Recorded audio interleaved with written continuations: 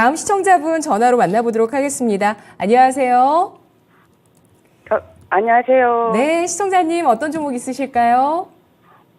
저는 현대제철이고요. 예. 네, 22%예요. 네. 굉장히 오래됐거든요. 매수가는 얼마실까요? 네, 55,500원이에요. 아, 네. 오래 보유를 하셨는데 계속해서 조정을 받는 분위기였습니다. 그래도 3만 원 선 아래에서 바닥을 잡았습니다, 시청자님. 네. 예.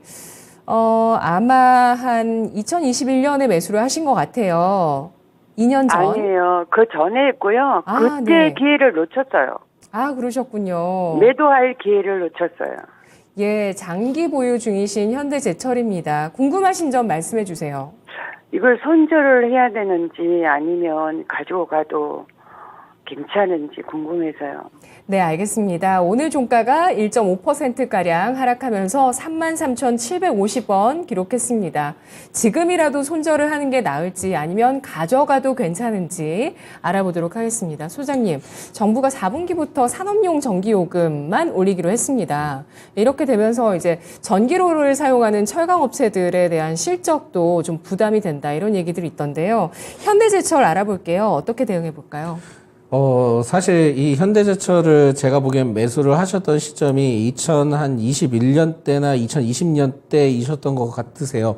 물론 이제 정확한 부분들까지는 좀 알 수 있는 부분들은 아니긴 하지만은 일단 이렇게 생각을 하셔야 될 것 같습니다. 현대제철에 따른 지금 뭐 재무적인 흐름들을 봤을 때 그렇게 뭐 뛰어나거나 그러지는 못한 것 같습니다. 그래서 지금은 그 앵커님께서도 말씀하셨던 그 산업용 전기에 따른 이슈가 지금 나와준 것도 결국은 뭐 부담이 되지 않을까라고 보고 있는데, 사실 뭐 중국에 대해서 뭐 경기 심리가 살아날 것이다라는 기대감도 좀 어느 정도 반영은 되고 있는 것으로 좀 판단이 되고 있거든요. 근데 저는 과연 중국이 그 경기 심리가 회복이 될까라는 퀘스천을 좀 두고 있습니다. 그렇다 보니까 지금 시점에 대해서는 만약에 현금을 좀 시드머니를 갖고 계신다 한다면은 오히려 지금은 그냥 장기적으로 그 두고 계시는 게 낫지 않을까라고 좀 말씀드릴 수 있을 것 같은데, 그러니까 이거는 좀 논외로 그냥 따르게 보시면 좋을 것 같습니다. 그래서 오히려 지금 현대제철의 경우에는 무거운 거 아시고 접근을 하셨던 것 같거든요. 그렇다 보니까 오히려 이런 상황에서 저는 좀 신경 쓰지 말고 이 계좌에 그 종목에 대해서 다른 계좌로 변경을 해라라고 좀 말씀드리고 싶어요. 그래서 잊고 있다가 만약에 5만 원 이상이나 매수가 이상 올라오면은 그때 좀 매도를 하고 정리를 하고 이렇게 좀 따로 보셨으면 좋겠습니다. 그래서 한 포트에 그 한 계좌에 여러 가지 종목들이 이렇게 있으면은 결국 이게 계속 좀 신경이 쓰이거든요. 그리고 현대제철이라는 회사가 망할 거라고 저는 생각이 들지 않기 때문에, 그렇다면은 길게 놔둘 수 있다라는 마음가짐이 있다 한다면은 계좌를 또 따로 분리를 하셔서 아예 좀 장기적으로 좀 보시고 접근하시는 게 좋을 것 같고, 그게 아니고 지금 말씀하셨던 것처럼 나는 그래도 좀 덜어내겠어 한다면은 비중을 막 크게 덜어내지 마시고요. 한 반 정도만 덜어내시는 건 저는 좀 생각을 해볼 수 있을 것 같습니다. 그래서 전량 손절에 대한 의견은 저는 그렇게 좋아하진 않거든요. 비중이 적다 한다면은 저는 10% 정도 된다 한다면 사실상 전량 매도를 하는 게 맞는데, 22% 정도에서 전량 매도를 하면은 계좌가 많이 줄어들 수 있습니다. 그래서 전량 매도보다는 만약에 이거에 대해서 나는 그래도 부담감을 좀 털고 가겠다 한다면 비중을 좀 반 정도만 줄여주시고, 추후에 또 기회가 있을 때 철강 산업에 대한 호조나 여러 가지 이슈가 나올 때 그때 오히려 좀 매수로 접근을 하시는 게 낫지 않을까라고 보고 있고요. 근데 지금 바로 그냥 정리를 하셔라, 또 그것도 아닙니다. 그래서 여기서부터 제가 구간을 좀 말씀드릴 건데, 만약에 정리를 하신다 한다면은 38,000원대 정도 되면 그때는 좀 반 정도는 덜어내자라는 좀 말씀을 드릴 수 있을 것 같고, 4만 원까지 보겠다 그렇게 보다는 일단 38,000원 정도 되면은 반만 좀 손절을 치자라는 말씀 드리겠고요. 장기적으로 뭐 길게 본다라고 했을 때는 결국은 지금 시점에 대해서 한 포트에 담으면 거슬리기 때문에 다른 계좌 쪽으로 넘기자라고 좀 말씀드릴 수 있을 것 같고, 5만 원까지는 제가 보기에 1년 사이에 가기에는 쉽지 않다라는 말씀을 드리겠고요.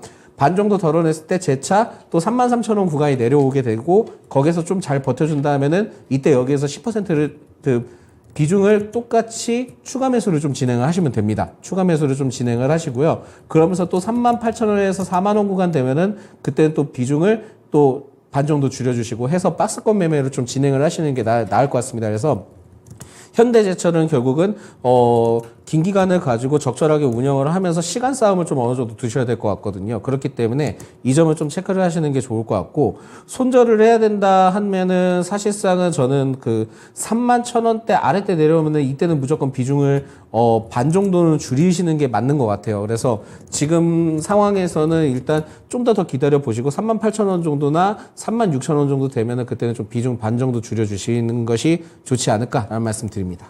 네. 38,000원을 중심으로 36,000원, 뭐 4만 원 이런 정도 오가는 가격대에서 트레이딩을 잘 해 나가시는 전략을 드렸습니다. 시청자님. 네.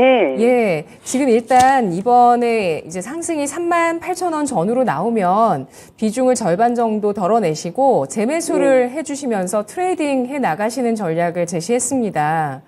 네, 많은 네. 도움이 된 것 같아요. 네, 시청자님 네. 꼭 손실 줄이시고요. 네. 예, 배당도 잘 받으시고요. 네, 감사합니다. 예, 고맙습니다. 네, 지난해만큼 배당을 줘도 우리 시청자님 매수가 기준으로 봤을 때 3% 정도 배당률은 나오는 그런 종목입니다. 현대제철, 중국 경기와 산업용 전기요금 인상 등 부담 요소들이 산적한 상황이다. 일단 좀 잊어버리자라는 전략이 나왔습니다. 38,000원의 절반 정도 덜어내고 그리고 33,000원의 추가 매수 다시 한번 33,000원 전후에서 매도를 해 나가시면서 트레이딩 하시고요. 31,000원 선을 이탈했을 때 절반 정도 손절 처리를 하자라는 전략이었습니다.